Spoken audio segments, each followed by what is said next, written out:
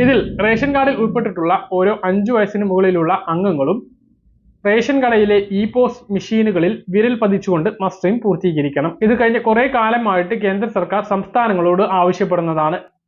എന്നാൽ കേരളം ഒഴികെയുള്ള എല്ലാ സംസ്ഥാനങ്ങളും ഇത് പൂർത്തീകരിച്ച് ഇനി അരി തരില്ല എന്ന് സംസ്ഥാനത്തോട് പറഞ്ഞപ്പോഴാണ് നമ്മുടെ സംസ്ഥാനം കഴിഞ്ഞ 5 മാസങ്ങൾക്ക് മുമ്പ് ഈ ഒരു മസ്റ്ററിംഗ് ആരംഭിച്ചത്.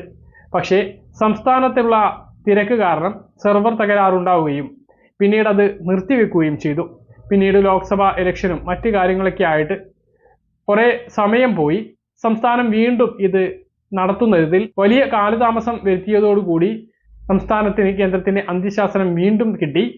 1.5 മാസത്തിനുള്ളിൽ ഇത് പൂർത്തീകരിച്ചിട്ടില്ല എങ്കിൽ സംസ്ഥാനത്തിന് കേന്ദ്രം അരി നൽകില്ല എന്ന് പറഞ്ഞതോടു കൂടിയിട്ടാണ് വീണ്ടും സംസ്ഥാനത്ത് മസ്റ്ററിംഗ് നടത്തുന്നതിന് വേണ്ടിയിട്ടുള്ള നടപടികൾ സംസ്ഥാന സർക്കാർ തുടങ്ങാൻ